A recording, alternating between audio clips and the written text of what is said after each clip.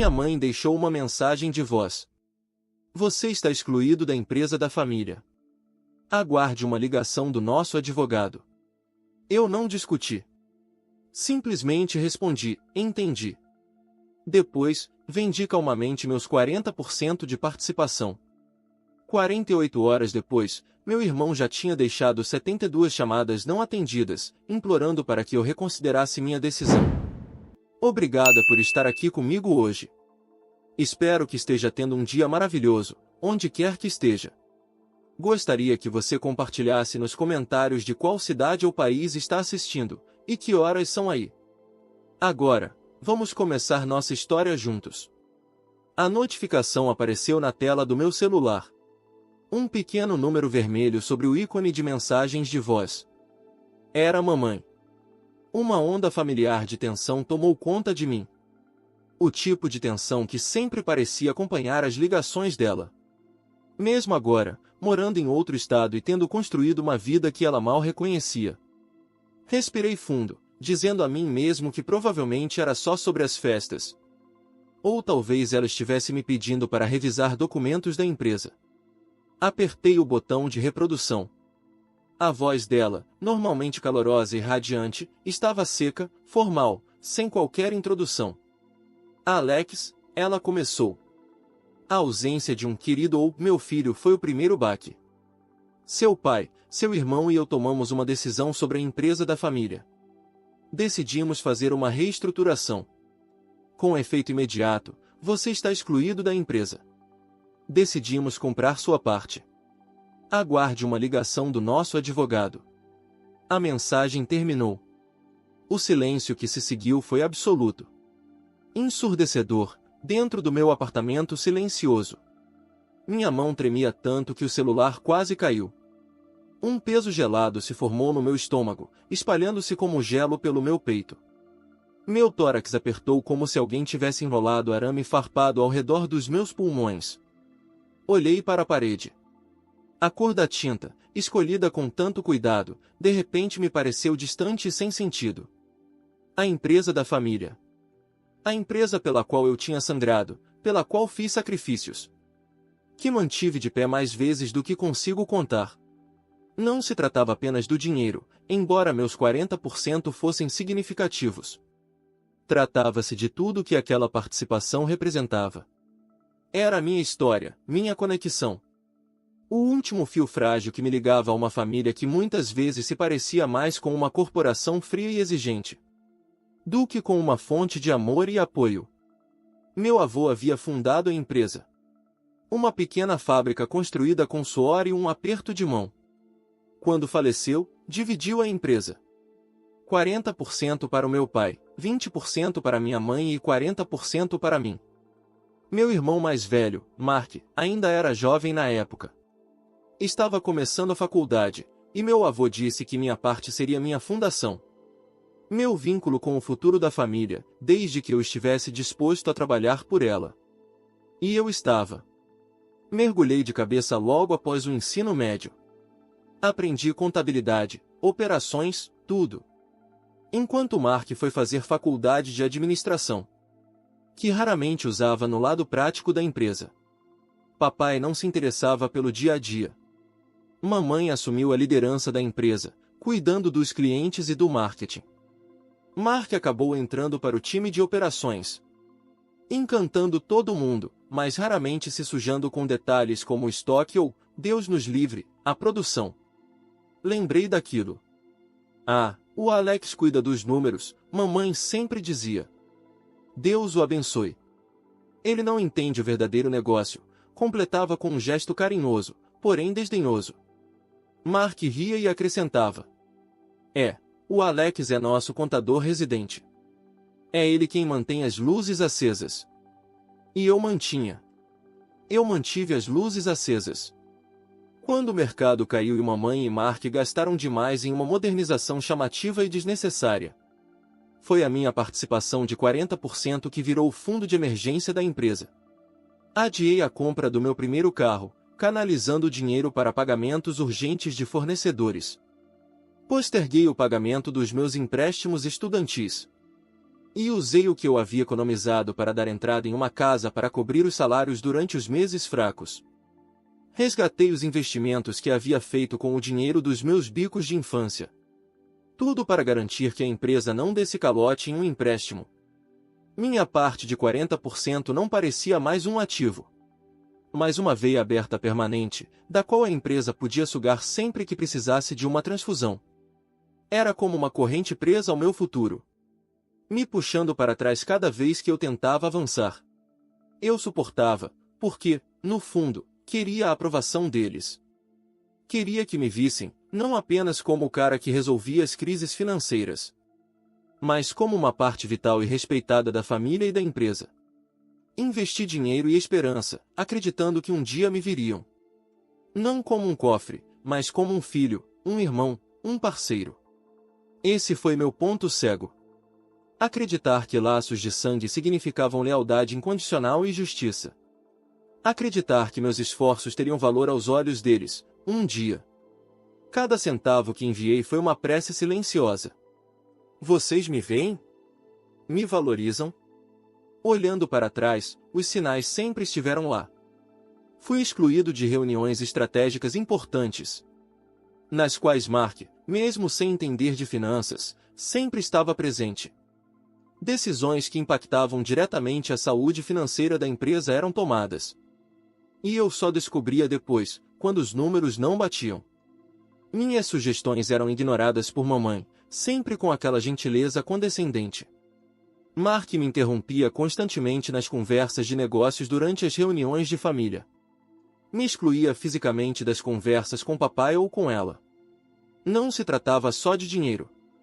Era ser sistematicamente cortado da narrativa, como um rosto esquecido em um álbum de fotos antigo. A confiança foi se desgastando. Devagar, dolorosamente. Mas eu me agarrava à esperança de pertencer. Então veio a mensagem de voz: você está fora.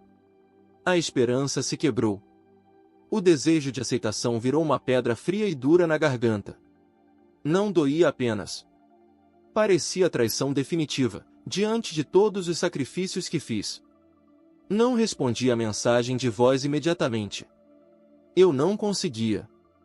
Fiquei ali sentado, no silêncio do meu apartamento.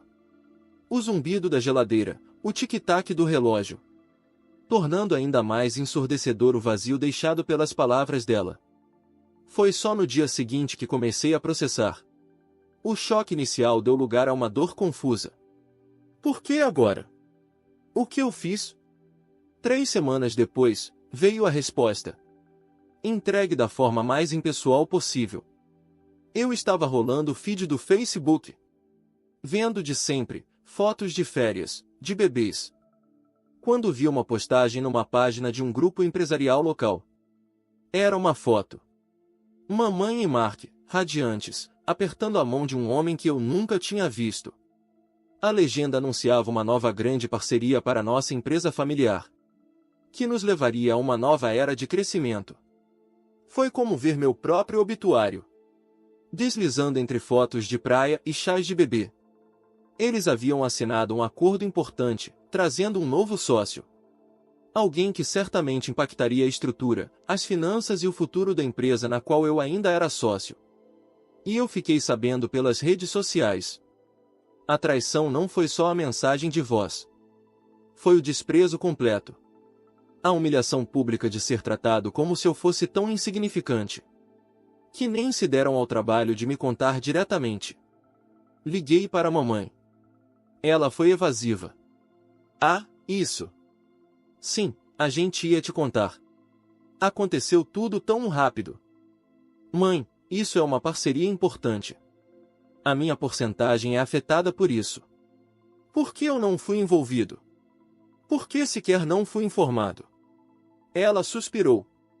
Alex, não achamos que você precisava estar envolvido. Você não está aqui todos os dias. Era coisa de negócios, complicada. Nós cuidamos disso. Aquela gentileza condescendente estava de volta. Mas agora soava como uma lâmina de barbear. Então veio o Mark, ligando com aquele tom relaxado, arrogante. Cara, Você é só o cara do dinheiro. Deixa a gente cuidar das decisões de verdade. Você nem entenderia, de qualquer forma. As palavras caíram como socos. Só o cara do dinheiro. A frase que sempre me incomodou agora soava como a essência do que eles realmente pensavam de mim. Todos os meus sacrifícios, todos os anos mantendo a empresa viva, reduzidos a um rótulo simplista e ofensivo. A dor virou outra coisa. Uma raiva fria e sólida. O ponto cego, o desejo de aceitação, não havia apenas desaparecido. Tinha sido arrancado de mim com brutalidade. Agora eu os via com clareza. Não era descuido. Não era ignorância. Era intencional. Deliberado. Me excluíam e me desrespeitavam por conveniência e vantagem própria. Depois dessa conversa, me calei. Provavelmente esperavam que eu discutisse, implorasse. Tentasse encontrar um jeito de voltar. Mas esse era o antigo Alex. O que desesperadamente buscava aprovação. Esse Alex estava morto. A mensagem de voz. A descoberta pelo Facebook. As desculpas esfarrapadas. Tudo isso mudou algo fundamental dentro de mim. Eu tinha terminado de sangrar por pessoas que não me viam como parceiro, irmão ou filho, mas como um recurso a ser explorado e depois descartado. Eles queriam que eu saísse? Ótimo! Mas eu não lutaria a batalha emocional deles. Aquela em que eu sempre saía perdendo. Eu travaria minha batalha. Do meu jeito. Usando exatamente o que eles achavam que me definia. Os números. A lógica. A compreensão financeira que eles nunca tiveram. O contra-ataque começou imediatamente. Eu não gritei. Não mandei mensagens furiosas. Simplesmente peguei o telefone e liguei para um advogado.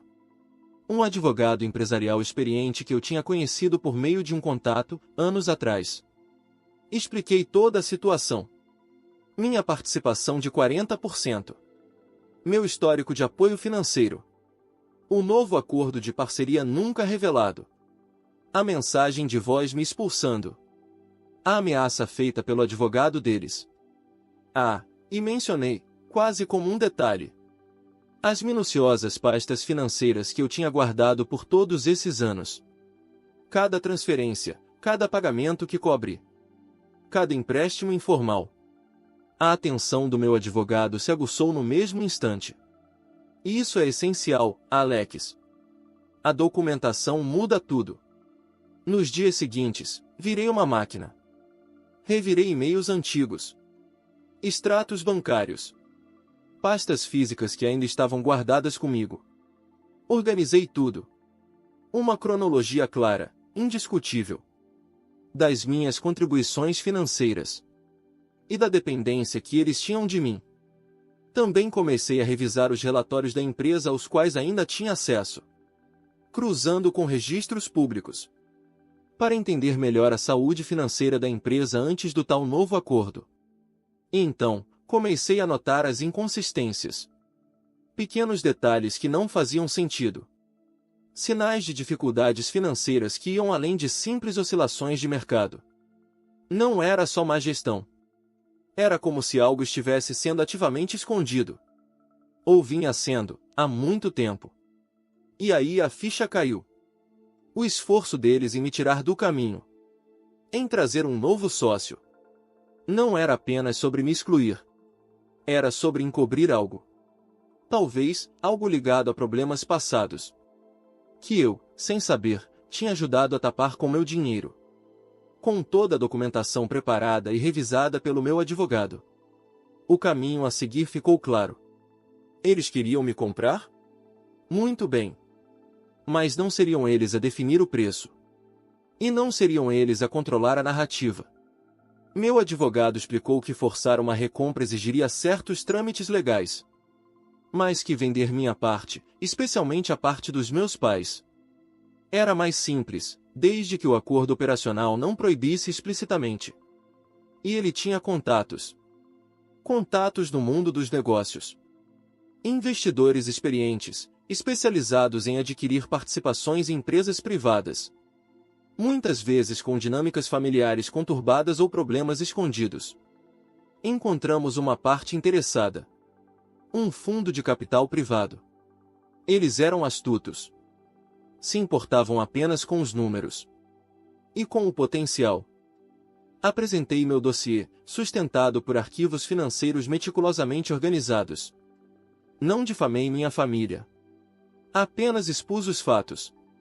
Minha participação de 40%. Meu histórico de financiamentos informais. O novo acordo de parceria do qual nunca fui informado. E a tentativa subsequente da minha família de me retirar unilateralmente e me recomprar por um valor abaixo do mercado. Minha documentação deixava claro, ou ao menos sugeria com força, a existência de problemas financeiros mais profundos que iam muito além de simples dificuldades comerciais. O processo de due diligence da equipe de investidores foi rápido e implacável. Muito mais profundo do que minha família esperava. Ou do que eles mesmos haviam feito um dia. Eles analisaram os livros oficiais. Mas também os cruzaram com os meus registros pessoais, documentando entradas e saídas de dinheiro que eu usei para cobrir os buracos deles ao longo dos anos. Minhas anotações detalhadas sobre crises financeiras específicas que eu havia ajudado a evitar, subitamente ganharam um novo peso. Então chegou o dia da venda. Sentado na sala fria e impessoal do advogado, assinei os papéis. Tudo parecia surreal. Não houve gritos. Nenhuma declaração dramática. Apenas o som sutil da minha caneta riscando o papel. Um som quase inaudível. Mas que quebrou tudo o que havia antes. Vendi minha participação de 40%. Mas o sentimento não foi de triunfo. Ainda não. Era um misto pesado de tristeza, pelo sonho perdido de um verdadeiro negócio em família. De medo, pelo que viria. E de uma satisfação agridoce, porque desta vez, o controle era meu. Eles queriam me tirar. Eu aceitei os termos deles. Mas fui eu quem definiu a execução. Meu último ato dentro da empresa foi silencioso, deliberado e irreversível. Assim que os papéis foram assinados. E os fundos protegidos numa conta gerenciada pelo meu advogado. Respondi, por e-mail, ao primeiro recado de voz que minha mãe tinha deixado. Enviei apenas uma palavra. Entendido. A mensagem mais curta, e a mais carregada de significado que eu poderia enviar. Depois disso, esperei. As 48 horas seguintes foram de um silêncio tenso, sufocante. Eu sabia que a equipe dos investidores entraria em contato com minha mãe e com Mark, avisando sobre a mudança de propriedade e dando início à análise minuciosa das finanças da empresa. Agora, como novo proprietário de 40%, tentei seguir minha vida. Mas a verdade é que eu não conseguia parar de olhar para o telefone. Cada notificação causava um choque de ansiedade. Até que a tempestade chegou, no segundo dia. O telefone não parava de tocar. Chamadas da minha mãe, do número comercial da empresa. Ligações perdidas se acumulando. 10. 25. 50. 72. A tela piscava sem parar com novas mensagens. No começo, os textos eram confusos. Depois, frenéticos. Logo vinham acusações. E então, desespero. Até que finalmente atendi uma ligação de Mark. A voz dele, normalmente carregada de arrogância e importância pessoal, estava fraca. Cheia de pânico. Alex, o que foi que você fez? Você tem que resolver isso. Por favor, cancela tudo. Cancelar o quê, Mark? Minha voz estava calma. Assustadoramente calma. A venda, para aquele investidor. Eles congelaram tudo. Estão pedindo todos os livros. Estão verificando tudo. Disseram que encontraram coisas. A revelação me atingiu como um raio. Clara. Direta. Indiscutível. A due diligence padrão dos investidores. Alimentada pelas pistas que minha documentação oferecia. E reforçada pela experiência deles. Trouxe à tona a dimensão real da má gestão financeira que eu apenas suspeitava. Não era só incompetência. Era algo grande. Grande o suficiente para que os novos donos interrompessem as operações da empresa e exigissem uma auditoria completa. Meu afastamento estratégico, combinado com os segredos que eles tentaram esconder, expôs tudo. O momento da justiça, ou pelo menos do acerto de contas, havia começado. Minha venda silenciosa não foi apenas uma despedida. Foi como puxar o pino de uma granada que eles nem sabiam que eu estava segurando, carregada com provas que eles mesmos haviam me ajudado a reunir ao longo dos anos. Problemas, Mark, repeti, deixando o pânico dele pairar no ar. Agora é direito deles. Eles possuem 40%, como eu antes. Mas mamãe disse que você estava fora, que ela te mandou aquele recado de voz, a gente ia te recomprar. Vocês disseram que eu estava excluído, Mark. Usei as palavras exatas deles. Cada frase me era uma lâmina fria e silenciosa. Disseram que não precisavam de mim. Que eu era só o cara do dinheiro. E que vocês cuidavam das decisões de verdade. Pois bem, eu levei vocês a sério. Fui excluído. E agora parece que o novo parceiro está cuidando das decisões de verdade também. As súplicas de Mark se transformaram em raiva hesitante. Mas eu não ouvi. Desliguei. As ligações não pararam imediatamente. Mas minhas respostas se tornaram curtas, frias. E todas passaram a ser filtradas pelo meu advogado. Minha mãe e Mark entraram em modo total de contenção de danos. Primeiro, tentaram culpar o investidor. Depois, me culparam. Por fim, afundaram um misto de culpa e desespero. Era palpável. Um contraste brutal com a arrogância que demonstravam antes. Agora, eles estavam diante das consequências reais. O investidor, com sua participação e com as provas de má gestão em mãos, estava basicamente no comando. As batalhas jurídicas já se desenhavam no horizonte. A empresa estava em risco. Falência ou venda forçada em novos termos. E conforme os desdobramentos legais e financeiros avançavam, a verdade mais profunda por trás da má gestão começava a emergir. Não se tratava apenas de erros recentes. Era um padrão. Um histórico de decisões financeiras duvidosas. De dívidas escondidas. Que remontavam a anos antes do novo acordo. Eu, sem saber, havia ajudado a encobrir esse buraco no passado. Usando meu próprio dinheiro. Mãe e Mark passaram anos tentando esconder esse passivo financeiro. E agora, desesperados, haviam buscado um novo parceiro. Para injetar capital sem revelar a verdade completa.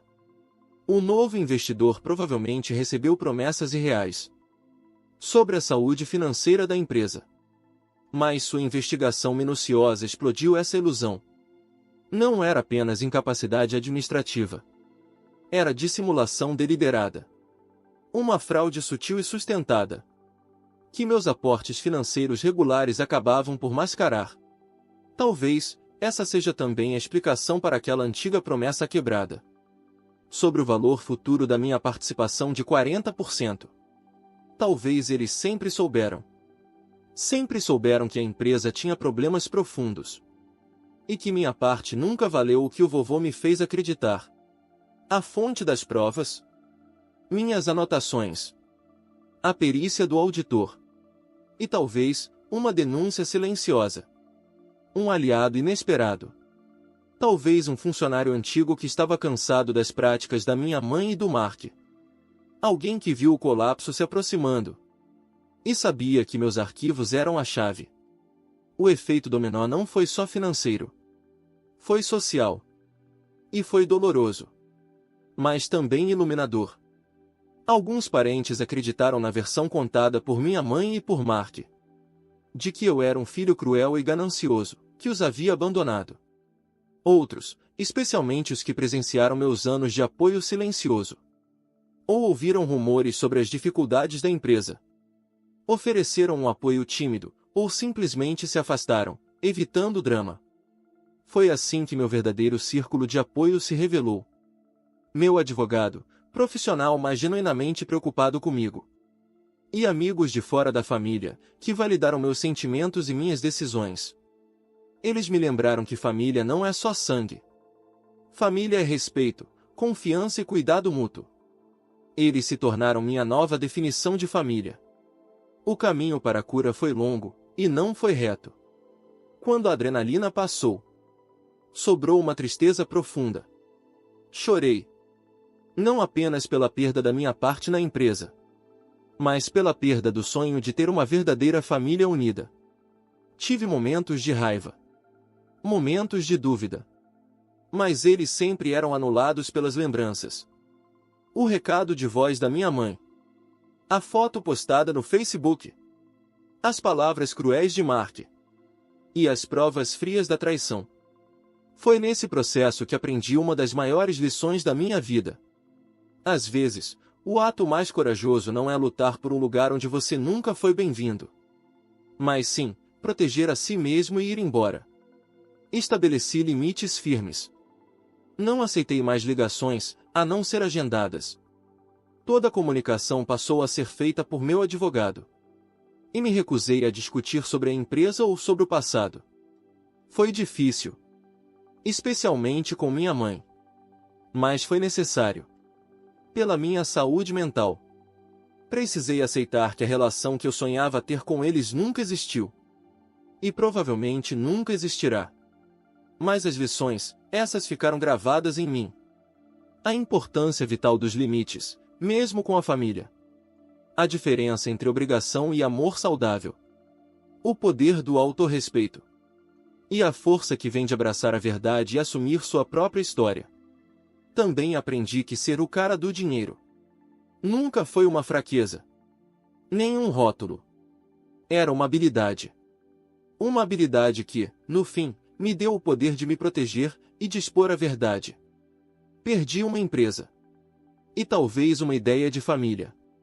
As cicatrizes continuam. Lembretes de tudo que vivi. Minha relação com minha mãe e com Mark está quebrada.